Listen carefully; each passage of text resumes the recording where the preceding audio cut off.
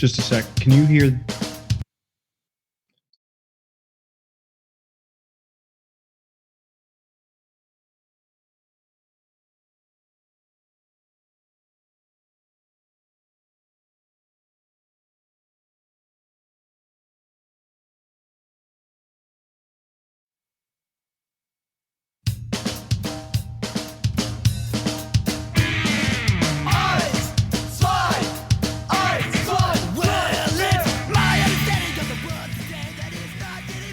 What's up, everybody? Welcome back to the Outfielder Podcast, episode 85, brought to you by Sensibly Loud Media. I am your host, J-Mac, a.k.a. Founder Numero Uno, and I am not joined by Founder Numero Dos this evening. However, I am joined by my other co-host. He's on the on-deck circle. Let's see what's going on with him. Ladies and gentlemen, now batting cleanup for the Outfielder Podcast, number 3, the Great Sambino. Good evening, Sam. Howdy. How's it going? It's going really well. Monday's in the books. Just 2 more before you and your wife arrive in Atlanta for the playoffs, and I'm just hanging on for dear life. I know exactly what you're talking about. It was a hell of a Monday, but I am so stoked for playoff baseball. We got all the times, all the lineups today, so we're going to be kind of going through that, and lots of good stuff, but I can't wait to come out to Atlanta. Yeah, dude, I need a break. This is going to be fun. I think so, too. I'm really excited to see what playoff baseball back in Atlanta is going to be like. You know, there's a lot of fair weather fans out there in Atlanta for baseball, but there's also a small contingent of extremely diehard fans. I guess that's probably not too different from many major metro areas, but like in Georgia, football comes first. Yeah. So to see a lot of people out there cheering on a team that's really good is exciting regardless, I guess. Do we know, is Acuna going to play? He's going to play, right? I think he's going to play, yeah. They've been resting him a lot right now just because, I mean, why not? You may as well take your time with it, you know? Yeah, when they clinched, there was no chance of him getting a 40-40. Yeah, and I'm honestly fine with that because I'd rather have him for a playoff run. Oh, yeah, for sure.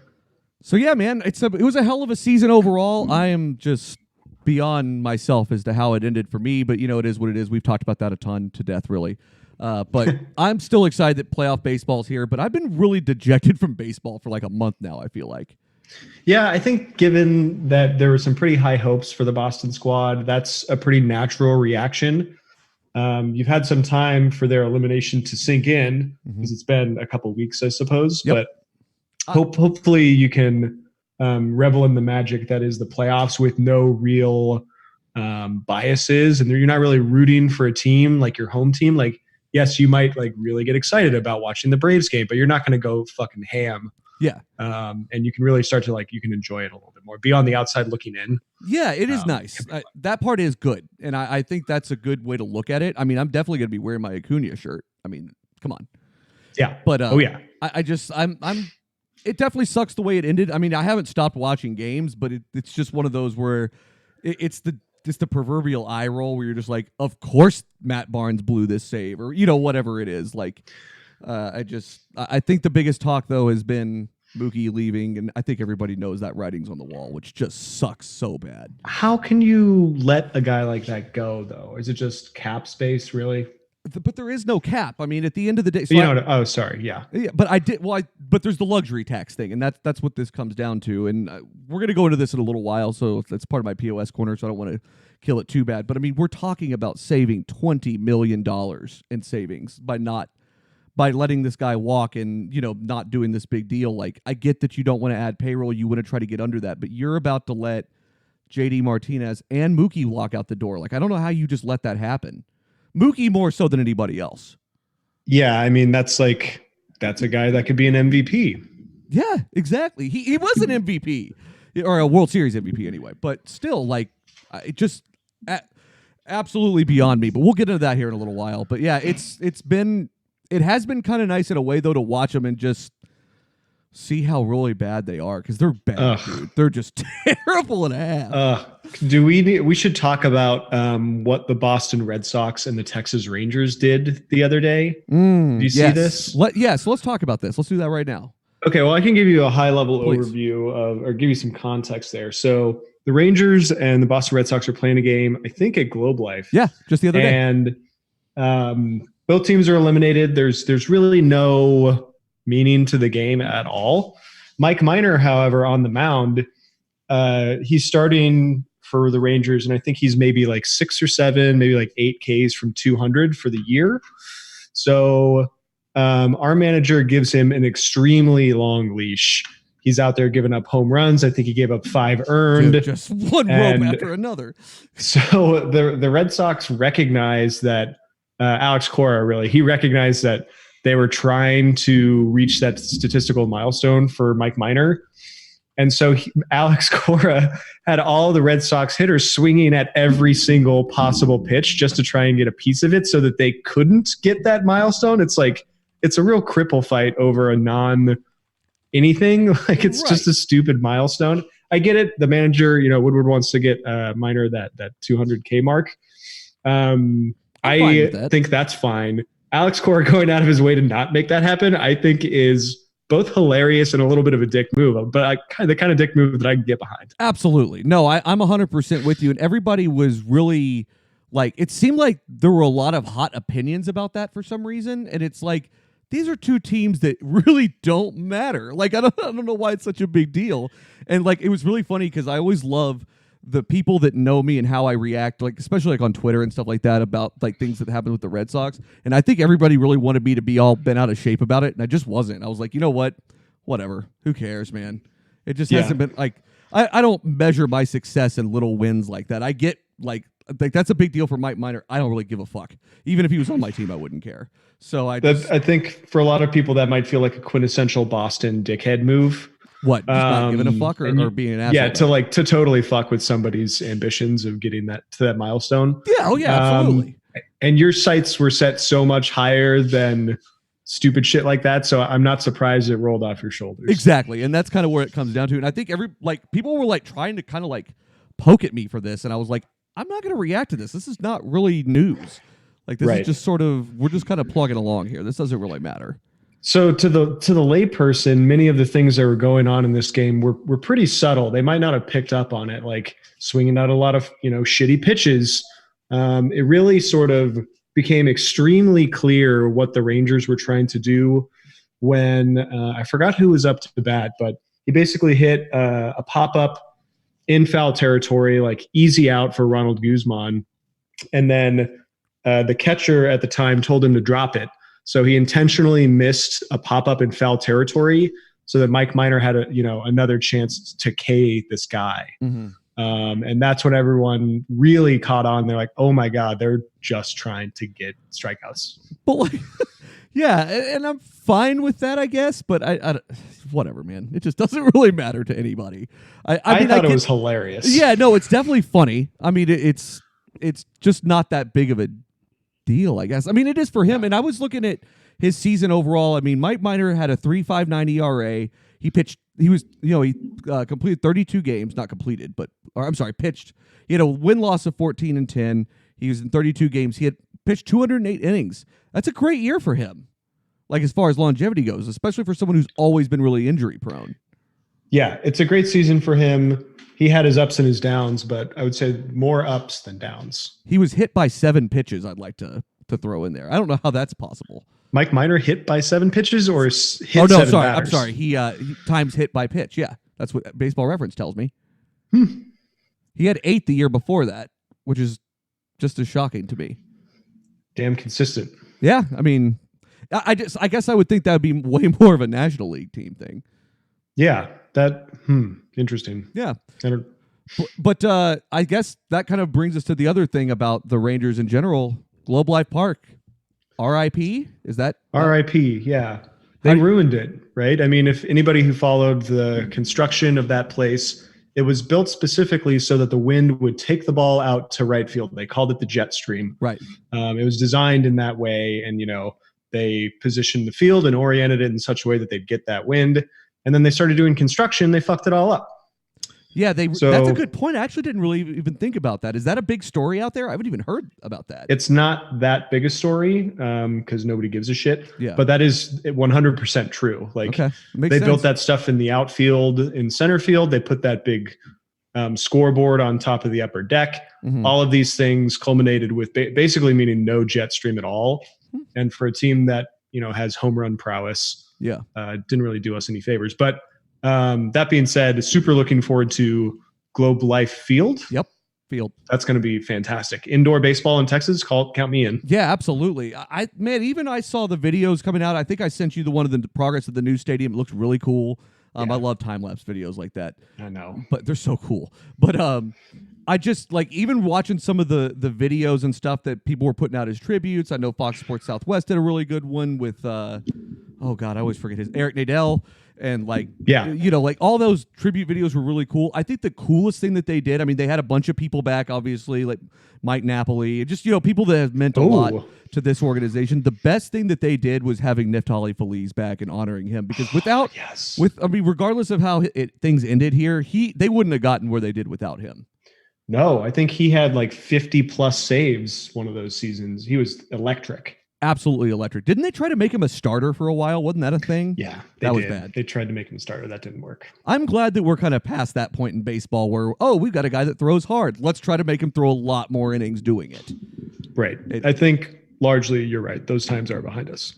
So, at the end of the day, you're saying goodbye to a place that, truthfully didn't really need to be replaced. It's true. I think what I'm most excited about with this new place, aside from the air-conditioned baseball in Texas, is really just seeing what some of the eccentricities of that park are, because every park has them. Yes. It feels to me, just based on the mock-ups I've seen, it feels like it's kind of a Minute Maid clone mixed with the ballpark in Arlington. I agree with that. And I'd be okay with that. Minute Maid plays really well for hitters. It's a really cool park, I think. And they have... even because I think about things like advertisements, and you look at pictures of the Green Monster, for example, in 2004 and 7, whenever the Red Sox, finally kind of broke the curse and everything. There was no ads on the Green Monster, and that's unfathomable now. It really is. Yeah. So it's one of those things, man. I'm excited to see just kind of some of those eccentricities and what they're going to come up with, and what's gonna play well and what's not. Yeah. I think that's going to be really cool to watch. Do you know if they have the dimensions of the field yet? Like distance to left field wall, distance to center? Is it going to be a hitter's park again? That's a good question. Let's look at the Google machine real quick. I would like it if it was a balanced ballpark. That way it would be easier for us to attract good pitching. The air conditioning will go a long way in doing so, but there were a lot of people who didn't want to come pitch here because of the heat. Yes. And I don't blame dangerous. them. I don't blame them. The outfield dimensions are expected to be similar to what they are at Globe Life Park: 332 feet down the left center field line, 390 to left center, 404 to straightaway center, 377 to right center, and 325 down the right field line. That's pretty similar. Yeah, that's a big short park. Right field wall. Yeah, it is. That's a big park, though. What's the right field at Yankee Stadium? Good question. Because that is super short. I think that might be similar. Maybe 305. Slander the Yankees for a moment while I tell you. Slander the Yankees? Oh my God, they're so good though. How can I possibly do that? They ended the season with 103 wins. Yeah, it's a pretty good season. It's not 108, but it's pretty good. They scored 943 runs. That team's so fucking good, but their pitching will be their downfall. Correct. And fuck you Yankees. You beat the shit out of me for seasons for years. 314 is what the Yankee Stadium right field is. 314 feet. That's damn short. I like that. Yeah, so I think it's kind of cool that I really hope that they consider doing some of the things that kind of made the ballpark special, and really, I don't know, I guess paying a little bit of an homage to it, because the old place, while so iconic, it's not going to be there for too long, right? Eventually they're just going to tear that down. Yeah, they'll tear it down eventually. I think they've done, just from, again, what I've seen visually, there's a fair amount of red brick on the outside, which to me was the hallmark of the ballpark. Yes. Really old school look. I really appreciate that. I also personally don't think there's anything technically wrong with the current situation except for no roof. So from visually, it looks like they've transplanted that sort of old-timey feel with brick over to the new stadium. Doesn't it kind of feel like, though, they should just kind of pull the Band-Aid off and just tear it down, though? I mean, what are we really waiting for, Yeah, I think they should tear it down. I would 100% buy some seats and put them in my basement. I think that would be a wise purchase. I don't have any problem with that. Get a 4-section of seats. I got plenty of space down there. There you go. You can't think that they're going to keep an extra ballpark next door for too long. No, they'll sell it off brick by brick. Yeah. And there was a thing back whenever Fenway turned 100 where you could have gotten your name in like etched in a brick and put in the sidewalk. It was like $100, but I was in college. Like I just didn't really have that kind of cash laying around. Yeah. I'm so pissed at myself still to this day because they put the brick down and then they also sent you a replica brick. Oh, nice. And I mean, I love a good brick on my mantle. Yeah. I mean, who doesn't say that every day? Exactly. Exactly. No, I'm with you. There are lots of things, not to get off topic too much, but lots of things that seemed very expensive 10 years ago that I, definitely should have purchased. I know. That's all right though. I got some t-shirts. I think that maybe counts close. No, it doesn't. I can't put that t-shirt on the mantle. Bought some hoagie rolls and some beer.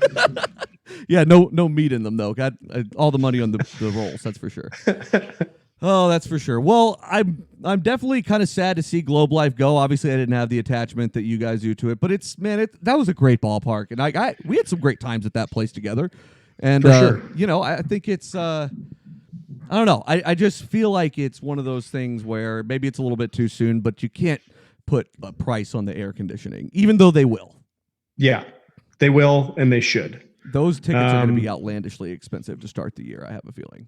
Oh, totally. Yeah, it's going to be fantastically expensive. But I think it's going to be a great product, not just the ball team eventually, but that whole surrounding area seems really cool. It's obviously going to be state of the art.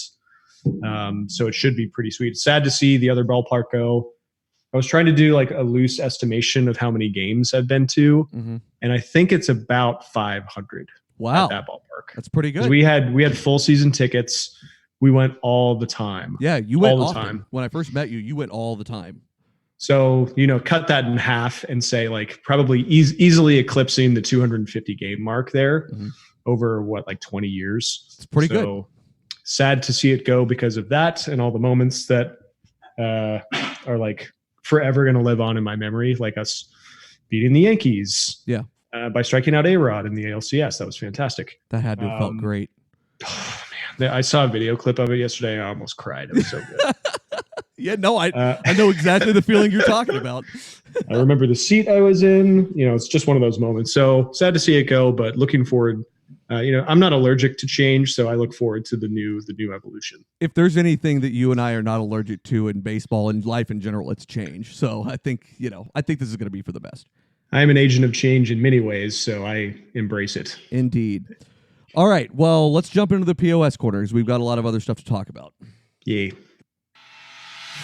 This is Paul Ramham from WBAT in Cincinnati. We interrupt this regular scheduled programming to bring you this breaking news bulletin. It appears that people have been called pieces of shit from around the globe. Baseball players in particular seem to be the main target. However, no person, concept, or universe is exempt from this cruel but very usual punishment. The perpetrator has been identified as the Great Sambino. Police have confirmed that he is still at large and about to take his piece of shit corner. Ding, ding, ding. Huge piece of shit. Hello, America. Let's talk pieces of shit. In the POS corner this evening, I put myself squarely on the block. This is usually not allowed, but it's your corner, so I'll let you do whatever you want. So the rule is we're not allowed to put each other in there. Nobody said Yes. that we can't put oneself in there. I think you have already done this. That's fair. I actually did that last week, so I'm an idiot. Never mind. Go on. So I am putting myself in there because I had a very poor prediction that the Mets would make the second wild card spot and then lose in the wild card game. I don't know quite what compelled me to do this. I think it's just the raw talent on that team. But in hindsight, that's a real piece of shit prediction. We all knew they were going to fall apart. You guys said that would happen and that I was stupid. You were correct. I'm a piece of shit for believing this. I was looking at some of their players. The talent is so very clearly there. Yes. Jacob deGrom, Pete Alonso, Jeff McNeil, Zach Wheeler. They now have what's the guy they got from Toronto? Marcus Stroman. Yep. Robinson Cano. Although Robinson Cano did not have a great season. He played 107 games. He had a WAR of 0.3. He is making $24 million this year. And quick back of napkin math, that's 50 times more than Pete Alonso. So that's absurd, number one. I want to remind everybody what WAR means. That's wins over replacement. That means the amount of wins that you're worth based on the next average player at your position. 0.3 for this guy. I mean, Robbie Cano is like a million years old at this point, right? He's quite old, yes. So, I mean, I guess that's not too far off. See, I think that you're... 36, 37. Yeah, there you go. I think that you putting yourself in the POS corner for the take is not necessarily a bad take, because I think at the time everybody kind of felt like, you know, maybe something was kind of happening there. And it's not like we haven't seen that in our lifetime by any stretch of the imagination. And I'm also fairly certain that Ben jumped right on the bandwagon with you. Did he? I mean... We should go back and listen. I think he did. I think it's a pretty bad take. Looking back, I'm not really sure what I was thinking. Just the talent is the one saving grace there. That name list is incredible. I got Wilson Ramos. I didn't even get into some of the like B-list players who are fantastic. Ahmed Rosario, bad take. Really good. I'm a piece of shit. So... Yeah, I mean, it's definitely a terrible take, but I mean, I get where you were kind of coming from and what light you were seeing, but I just, when it comes to this stuff, I'm always like the naysayer guy. I'm always the prove it to me first kind of thing. And that's served me pretty well over time, because teams just, I say it all the time on all the other shows and everything too, this is really not that hard, but teams just manage to fuck it up so often, and it's just crazy to me. And I mean, I can't believe Mickey Callaway hadn't been fired yet. The like I use the metrics 15% of the time thing. That is not a good. That's not going to age well. Screaming at a reporter in the clubhouse, not a great look. No. I mean, you got to think he was getting in the way of these guys more than anything else, right? I think so. Yeah, and I was hoping that they would overcome their manager and win despite his tactics. But I would like to give them credit that, like, so they were one of the first teams to make a trade at the deadline for Stroman, and everybody killed them for it because it didn't really make a whole lot of sense, honestly. But they didn't give up a whole lot to get him. And they got controllable pitching. Like, they're going to be a good team going forward. It's just going to be a matter of, can they actually get out of their own way? That's the part that amazes me about this, is how do you get in your own way so often? Really shooting yourself in the dick there. It's so true. Really I think they went on like a 14-game win streak after the Stroman acquisition, and that got a lot of Mets Nation extraordinarily excited, Jimmy Midtown included. As it should. And that got me really excited. And I was like, these guys are fucking good. They're going to get it done. And then fail in the playoffs. But I mean, Pete Alonso hit 53 home runs this year, broke the record. Holy shit. That's absurd. That's so good. And he's making $555,000. And Robbie Cano's $24 million. And they're just going to fuck it up. That's the problem here. It really is astounding that you've got some real duds on this payroll, like Rajai Davis. That's a dud. Ooh. You know, like you've got what's his name with the broken feet? Antonio Brown? No. Good cross sports metaphor joke there. What's his fucking face? Albert Pujols. The dude who broke his feet or his foot on on his ranch at the beginning of the year. Why can't I remember his name? He's so good. He played for the Red Yoenis Sox. Cespedes. Yeah, Yoenis Cespedes. There you go. He's not even showing up on Baseball Reference anymore. Wow, I don't think he played a game because of his injuries to his feet. Some sort of ranch accident where he injured both feet. Yeah. I think it was either a plowing accident or maybe he jumped off a roof or something. Didn't we wildly speculate on a lot of things that could have happened? Yeah. Oh, totally. We totally did. Yeah, that sounds like something we would do. That's for sure. But I mean, their pitching was really good this year. Like Thor threw 204 innings. 197. DeGrom at 204 innings. I mean, DeGrom had a 2.43 ERA. That's a pretty damn good year. I know Syndergaard, he crept up a little bit. He was at a 4.28, but I think that had a lot to do with whenever he got hurt and when he, kind of crept up there a little bit. Yeah, they collectively have an amazing ERA for starting pitching. Edwin Diaz shit the bed like I've never seen before. Oh my God, how good was he with Seattle a couple of years ago? So good. He had a win-loss of 2.7, a 5.59 ERA. And he had 36 runs on 58 hits, 36 of those earned and 15 home runs. Not a great year. 2.3 home runs per 9 innings. That's pretty bad for a guy that pitches in short relief. I would give up less home runs than that. I strongly agree. And you remember I was screaming for the Red Sox to trade for him, but I was also screaming for the Red Sox to trade for anybody, period. Yeah, that's true. So who's to say? Definitely. Well, I get where you were coming from, man. Like, the excitement was definitely there. The talent is there, like you said. It's just they don't ever get out of their own way. They just don't. I fell victim entirely to the very attractive talent pool they have. So understandable, but I will never live it down myself. I'm holding myself accountable for this garbage material. I do appreciate a good holding yourself accountable take. I'm a high self monitor. I know when I'm fucking up. Yes. All right. So I've got a good POS that I've been kind of waiting for a little bit. Yeah. So I'm going to put more of a general population in the POS corner this time. So this isn't really a specific. I'm gonna play my Ben card. I'm just waiting for this. Go ahead. It's a gin pop, if you will.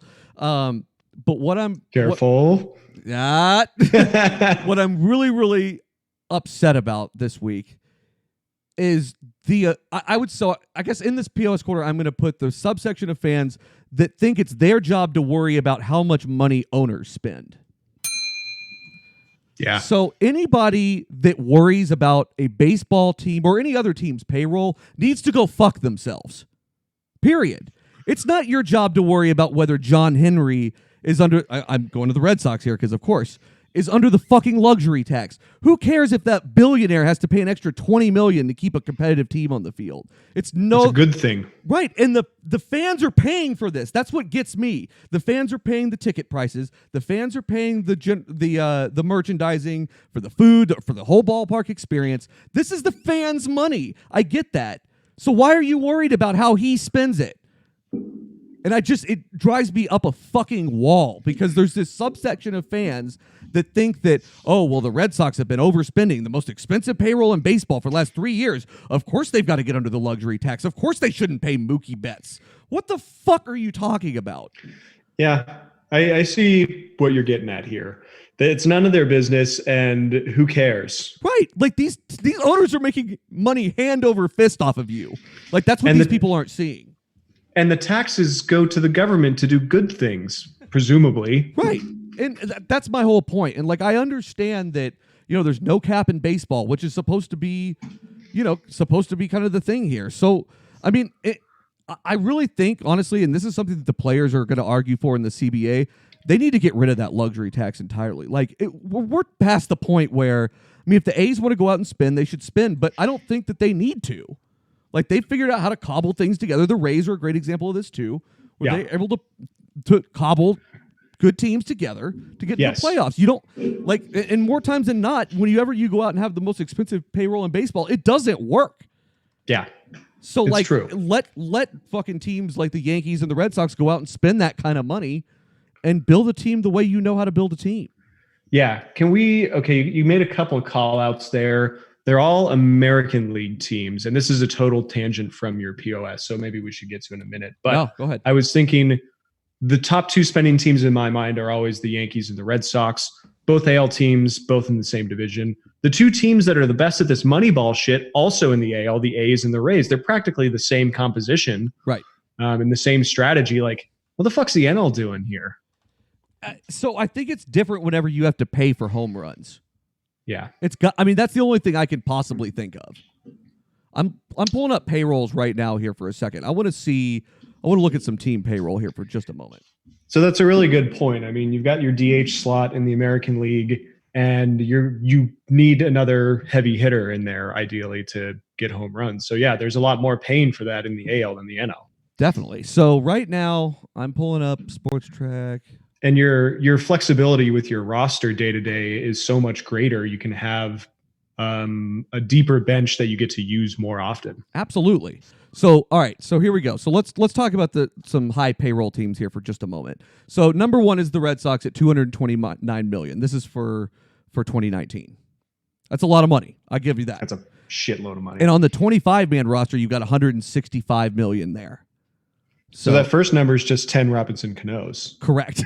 or 500 Pete Alonso's. Yeah. Talk about depth. You could they would strike out 5,800 times this year. Right. You could run Alonso's out there until you find the right 5 to pitch. And you've got $37 million in injured reserve money, but that's like Chris Sale and all that, even though his extension hadn't kicked in yet. David Price, all that. Who do you think is number 2 at $218 million? Cubs? The Cubs.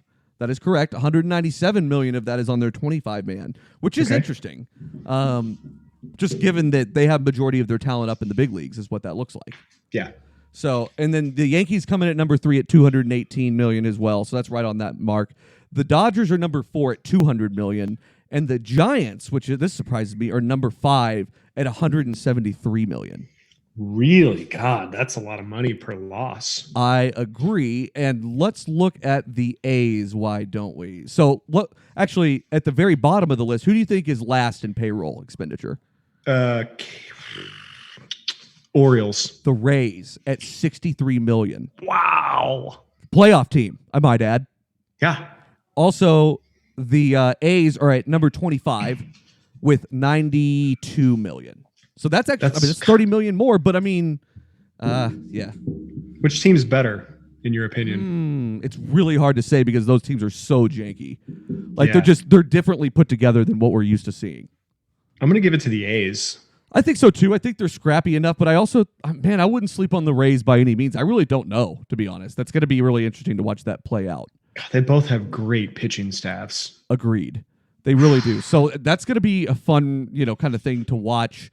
And we'll get into the playoffs here in just a second. But regardless, my POS of the week, fans that judge payroll and think that they know better than billionaires and all that. Like, come on. What are we doing here? Yeah, love it. All right. Well, it's good stuff. That's the POS quarter for the week. I thought for sure you were going to call out the entire country of the Dominican Republic. No, not going to do that. I already got the gin pop thing going on. Yeah. So real quick, I want to, since Ben's not here, unfortunately, Ben, I would say if there's anything that Ben is great at on this show, it's taking us in great directions no matter where we're at. Yeah. But unfortunately, I don't have a great tie-in for the ad read, and I'm just going to read it because that's where we're at today. Ben's out of the office. It's good stuff. So today's show is brought to you guys by Audible. Audible is offering our listeners a free audiobook with a 30-day trial membership. Just go to audibletrial.com/SLM. There you can browse the unmatched selection of audio programs, download a free title, and get started listening. It's that easy. Go to audibletrial.com/SLM. Get started now. All right, so last week we talked about manager firings, and since then we have had a lot of updates, lots of things going on with different managers around the league, and I think we'd only had maybe the Padres manager fired at that point, and we've had, I think, a couple more. We've definitely had a couple more since then. I guess we start off with the biggest one, the biggest name out there, Joe Maddon getting fired from the Cubs. Yeah, that's incredible. I mean, he had over 400 wins across 5 seasons. I think it was 470 or something like that, an incredible number of wins. This was the first year they didn't make the postseason under him. And, they came to a mutual agreement that between he and Theo that he wasn't going to be there anymore. So he did really well. So they should look back with pride, or he should look back with pride on what he did, and the team should be thankful. I'm curious why. I think that at the end of the day, when you've got the second biggest payroll in baseball, somebody's going to pay a price for a season of a missed playoffs. It's. I look at this the exact same way that Dave Dombrowski just paid the price for it too. Yeah. I mean, at the end of the, it sucks, but man, he lost that team a little bit. And he's such a good manager with young guys getting the buy-in. And at some point you just don't really need that kind of guy. That's why John Farrell lasted as long as he did in Boston, aside from the cancer thing, was just because he really and truly, they didn't need him to win a World Series in 2013. There's some things that are just out of the manager's hands, but there are sometimes that are very much in their hands. And I think that's why they hired him in the first place. Yeah, it's a good point. He's a player's coach. All the players love him, especially those young guys. He's a great developer of team chemistry and culture in the clubhouse. So he did great things there. I guess what's he going to go do next? I think somebody here called out. It might have been you. Maybe he go plays or manages the Padres. I think that's a great call. Yeah, so that's been my take. Other than some things opened up today, which we'll get to in a second, that I think changed things a little bit. So his total career, he's got 1,252 wins and 1,068 losses. That's a pretty decent career over, let's see, 12 years, something like that. And many of them with the Rays, who had no payroll at all. Correct. So so there are a couple of things that came up with this. I didn't realize that he started in the Angels organization, and the Angels fired Brad Ausmus today after one season, which I don't like Brad Ausmus, so I get where they're coming from there. But you got to think, if you're firing your manager after one season, you got to think you're probably going to be able to get somebody like a Joe Girardi or like a big name like that. You think they're going to get Joe Girardi? I'm just saying, you got to have a reason. You don't just go fire your manager after one season if you don't know that you have a shot to get somebody. And I think they have a good shot at getting Joe Maddon, to be honest with you. Ooh, that would be interesting. I mean, they do have a lot of young talent.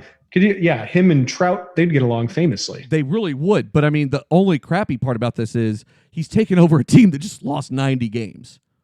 Yeah, the Angels aren't good, and I don't like them. Agreed. Strong agreed. I understand why you don't like them, but I really just don't like them either. I don't like their approach. I don't like anything that they do. I never really have. Most of that was because of Sosha. What a piece of shit. Yeah, he really was a piece of shit. He was the worst, sitting in coffee houses drinking by himself. So moving forward with the Cubs, who do you think is a good replacement here? For the Cubs, Jesus, I don't know. They're gonna promote some bench coach from another team who's super important. Do you think so? Yeah. I don't think you can do that with that kind of payroll. I think you've got to bring in somebody that's got some experience. But God, who's that though? I don't know. The two names I've seen floated around. So one I think will happen. The other I don't know about is Joe Girardi. I just brought him up. He's from Chicago. I've heard he's kind of been waiting out the Cubs job. He had the option to take the White Sox job. Didn't want that. Don't blame him.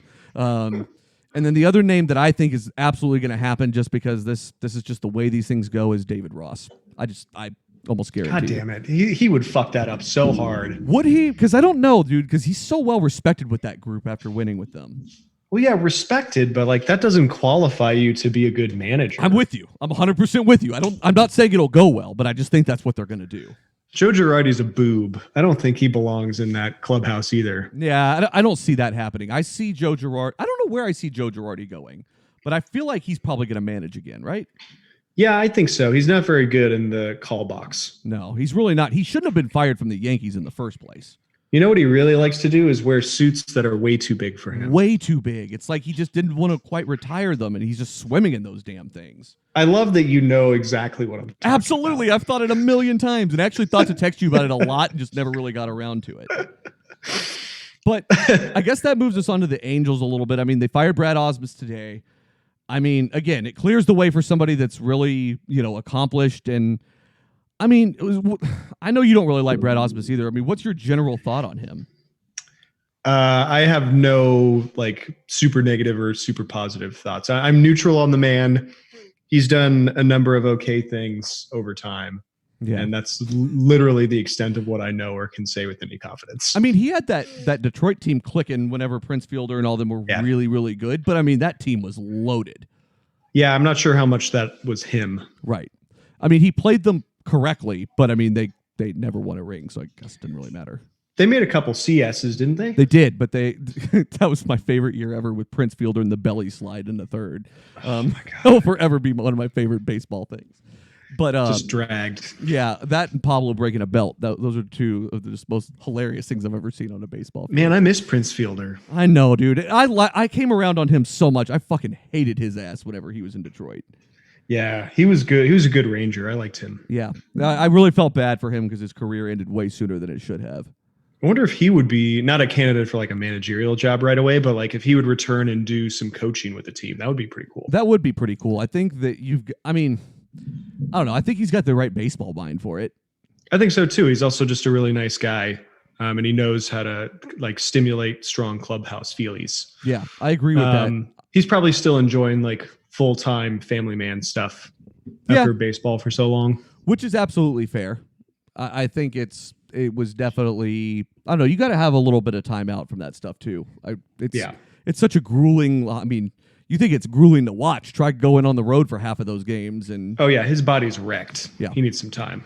yeah, for sure. So I'm really curious at what the Angels are going to do. I just can't think. I can't help but think that they made a move like this without knowing, you know, Yeah. what they're doing. But man, like Joe Maddon is such a better fit for the Padres.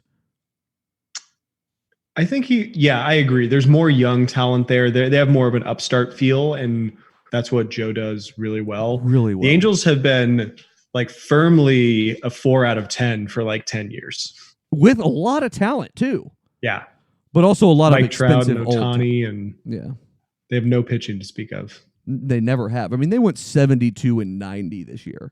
Yeah. If they had Ohtani pitching, you could probably give them 8 more wins. Could we do a quick check-in real quick and see how many wins we had? Both of us had them at. Yeah, let's do that. Yeah, pull that up. I'll continue slandering for a second.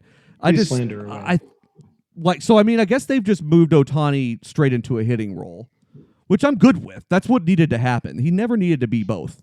But how does that work with an injury like that? I don't understand how the doctors could clear him for such activity. I'm with you, but I guess it just doesn't really affect it because he had 425 plate appearances this year. He hit 286, on base 343, slugged 505, OPS of 848. That's not terrible. Not terrible. Yeah, I mean Mike Trout was absurd. He had ridiculous. 600 plate appearances with a 291 batting average, a 438 on base, a 645 slugging, and an OPS of 1083. Ugh. That's All right. ridiculous. I've got our Angels numbers here. All right. You had them winning 80 games. Okay. So, okay. I had them winning 89 games. Wow. Wow. I thought they were going to be good. I think we all thought that. I mean, they won 72, so that's just a miss on everybody's part. Oh yeah, it's bad. Mm. I'm going to do some analysis now that the season is over and see who was wrong the most. Yeah, we'll definitely have an episode where we get into that for sure.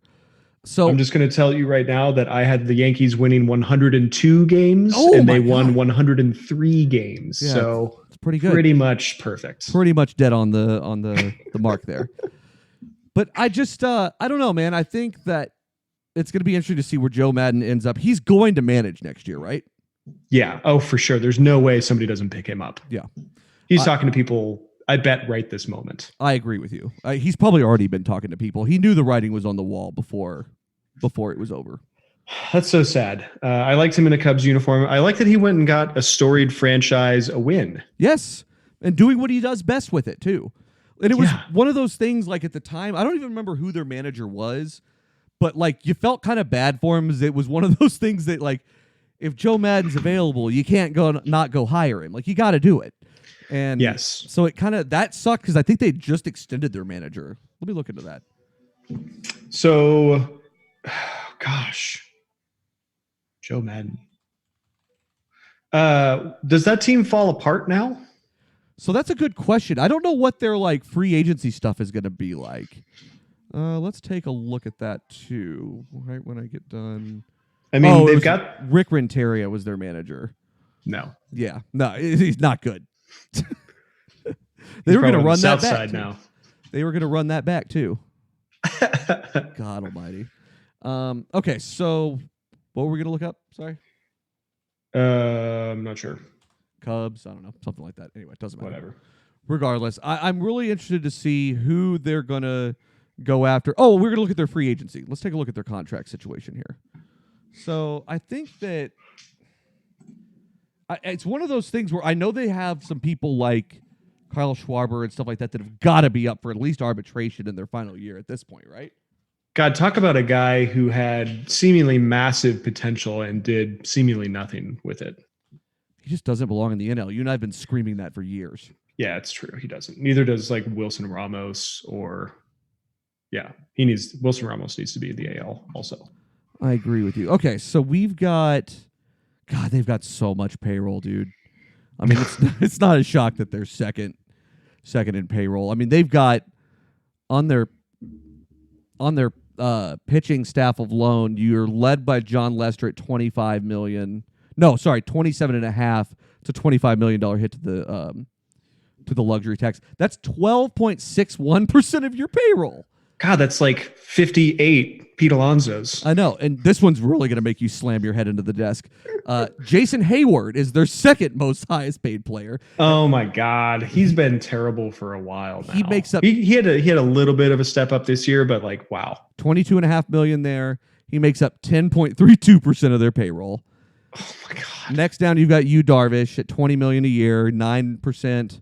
Cole Hamels, $20 million a year, 9% as well. Chris Bryant, 12.9, about 6%.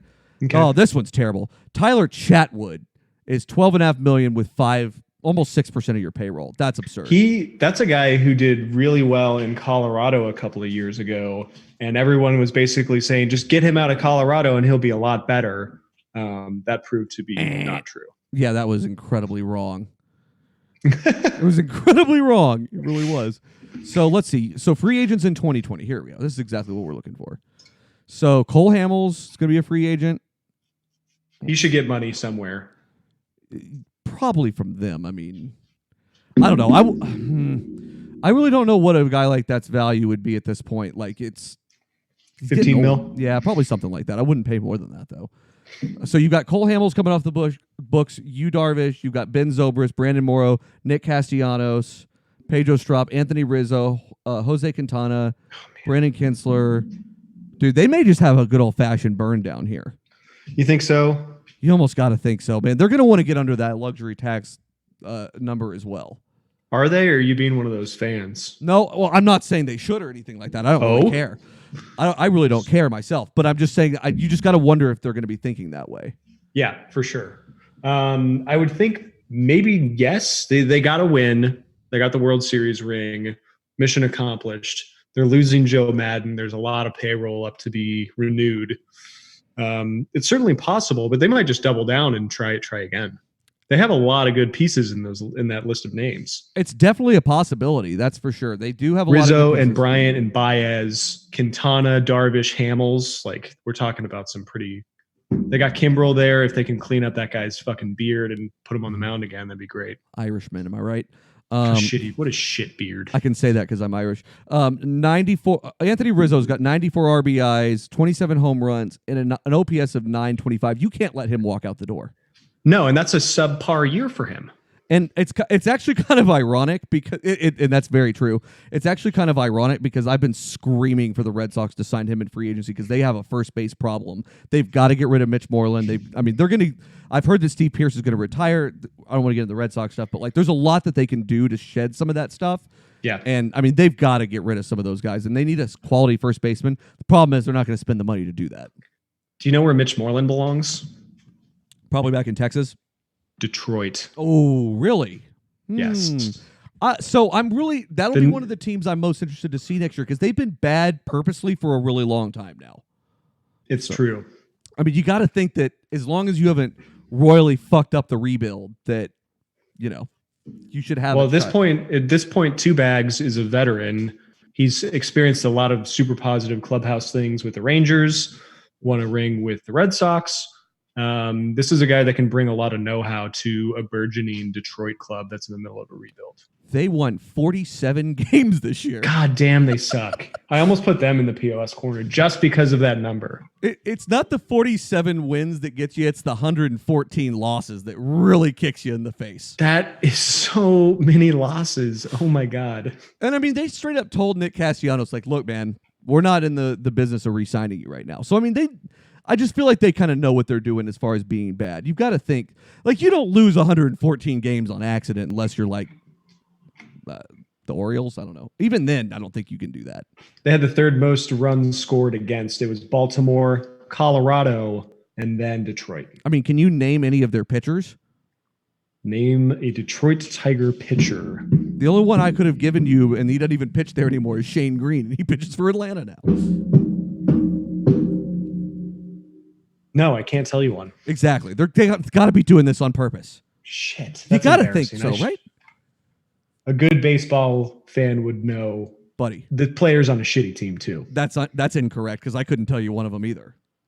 Let's see. I could name a handful of Marlins. Okay, so Spencer Turnbull.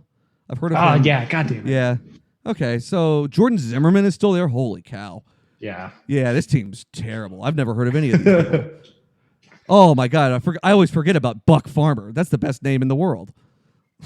I like Tucker Barnhart better. Ooh, that's a good one too. He's got good ad reads. Good ad reads. Yes, a good businessman indeed. But yeah, I mean, you just got to think like, come on, you got to know they're just being bad. I mean, even Miami, who is just putridly terrible, won 57 games and lost 105. Like that's not great, obviously, but when you're trying to be bad, that's probably what that looks like. I mean, when you're really pissing games away, though, 114 wins or losses is brutal. I know Miami was trying to get in the black, but can we just talk briefly about the talent that they've unloaded in the last couple of years and what that team would look like if they kept JT Realmuto, Kristen Yelich, and Giancarlo Stanton? Just and insane. That guy didn't die in a boat crash. Jose Fernandez. I still don't regret trying to trade him to somebody on our fantasy But they actually had some really good turnouts from their pitchers. Caleb Smith was one of the best pitchers for the first half. Yeah. They've got Jordan Yamamoto, who did really good things. Wei Ying Chen, medium. He's like a 4-5 guy, but they did string together like way more wins than I think I called for. Yeah. So I mean, I'm fine with that, but that's a team that's, I mean, they're kind of middling through the rebuild a little bit, even regardless of whether they should be there or not, and that's fine. But I mean, when you're having to burn it all the way to the ground like Detroit's doing, that's a rough season. Okay, so back to manager firings. Clint Hurdle, manager of the Pirates, got fired. That was, I think, after 11 seasons. Fitting. Is that pretty fair? He strikes me because the Rangers coach Jeff Bannister was the bench coach of the Pirates under Clint Hurdle. I get the sense that Clint Hurdle is an old schooler with little to no interest in using the metrics to make informed decisions. So not at all surprised that they're sucking. Not at all surprised he's getting canned. He will probably pick up a job somewhere else. You think so? Coaching job. Yeah. A base coach job or something like that. Yeah. I mean, if the Red Sox made a GM their first base coach at one point, like I think that, I think that he can find a job somewhere. Is that what Dave Dombrowski's doing now? No, that's not what Dombrowski's doing. That was Ruben Amaro Jr. So remind me, I always get like the middle, like some of those teams like the Reds and the Pirates, I don't get them confused, but I get confused as to like things that happen. So weren't they playing the Reds when that whole fight broke out and Trevor Bauer got traded there and all that? So, but wasn't there also a situation where they had a fight within their clubhouse? I wouldn't be surprised at all if that were the case. And I know Keona Kella's there, and that's just a recipe for disaster. Is he still there? We talked about that. He was a real piece of shit. That's why he was in the corner. We definitely talked about him before being there. I know I'm pretty sure he was still in their roster, but I'm reasonably sure they had like an inner team fight, and that's never a good thing to happen. No, not at all. That's like the Washington Nationals. They do that a little bit too much. Yeah. For sure. So, I mean, I think they're going to go with a young buck here. I think they're going to find somebody that's, I mean, I've heard names like Don Kelly, Joe Espada, some just younger guys that have kind of been, kind of on the come up. I know Joe Espada was being looked at for the Twins job last year. He was kind of being thrown around in the Red Sox pool, but that was never really serious. That was just like one of those, maybe. I mean, if they weren't going to hire Gary DiSarcina, they definitely weren't going to hire Espada. So, oh my God. What you called for Cervais, the manager of Seattle, to get canned. Do you still believe that's going to happen? I don't, honestly. If it hadn't happened at this point, I don't think it's going to happen. I mean, you may as well, I guess, roll with it because I mean, they had King Felix retire. Much respect. That guy never got the credit he deserved for pitching in a shitty place. I will caveat that with that he got the Cy Young. Despite having very few wins, and that was the first time that happened. Love that. And that really called into question the validity of wins for pitcher stats. A lot of the old school writers still use it. We know that it's useless. That's a team stat, but that was like a linchpin moment for the realization that that's a shitty stat, and he deserved that Cy. Why does it always take things like that to get people just to use their goddamn heads? I mean, come on. Well, there's too many people on the earth, and majority of more than half of them are stupid. So it's a good point. They just happen to occupy every facet of every job that because there's so much to be done. It's fair. So there's a fuckload of sports writers, and half of them are stupid. It's a very good point. All right. It's just a numbers game. It is a numbers game. So I think the two that we're most surprised haven't been fired yet and we've already talked about this already, is Mickey Callaway. Mm-hmm. Do you think that happens at this point? No, I think they continue Metzing. They'll keep him. Yeah, I think they'll run it back one more year. Yeah, they'll definitely give him a raise. I think he definitely because of Pete Alonso's raw talent, he will get a raise. It's absurd. The one I think is still going to happen that I'm surprised hasn't is Gabe Kapler. I mean, there's just too many people in Philly that just think that he doesn't know what the hell he's doing. Yeah, gosh, I don't think he gets fired though. If it hadn't happened by now, you don't think so? I don't think it was going to happen even before the season ended. I think he's brand new. It hasn't been that long. It's like his second or third season, right? Second season. Second. They were a 500 team with Bryce Harper on it, 81 and 81. Yeah. I don't know. I just don't see that happening. He's a new schooler, and they need that with that young crew. What if Gabe Kapler was out of the picture? Could you see a Joe Maddon doing wonderful things with that young ball club? I could, but I don't think that he would go there. I don't know why. I don't think he would go there either. I don't picture that happening. He seems too nice to want to go live in Philly. Strong agree. It's really interesting if you look at just the batting OPSs of the 1 through 8 lineup for. I hate saying 1 through 8 lineup because of the obvious National League bullshit. But if you look at like their OPSs, for example, there's the lowest is 705, the highest is 882 for Harper. So like you've got like a really consistent lineup there, really and truly. But you got to think that someone with a little bit of experience could get more out of these guys. Yeah, Rhys Hoskins kind of shit the bed this season. Bryce Harper had a down season, but by judging him based on the rest of the, he's been good in comparison with every other player in the MLB. Agreed. Just an off season for him. He will bounce back. He will be good. So will Rhys Hoskins. They had some injuries both in their rotation and on the field. So they are a better team than those numbers suggest. That's fair. All right. Well, we would be remiss if we didn't finish this thing out with talking about the playoff matchups here real quick and kind of giving a little bit of what we think is going to happen here. And so we've already talked a little bit about the Braves being in, but they will face the Cardinals in the first round. How are you feeling about that? Not good, just because the Cardinals are dastardly and they always find a way to win, despite my strong urge to just choke them. Yeah, no, I'm with you. They'll find a way.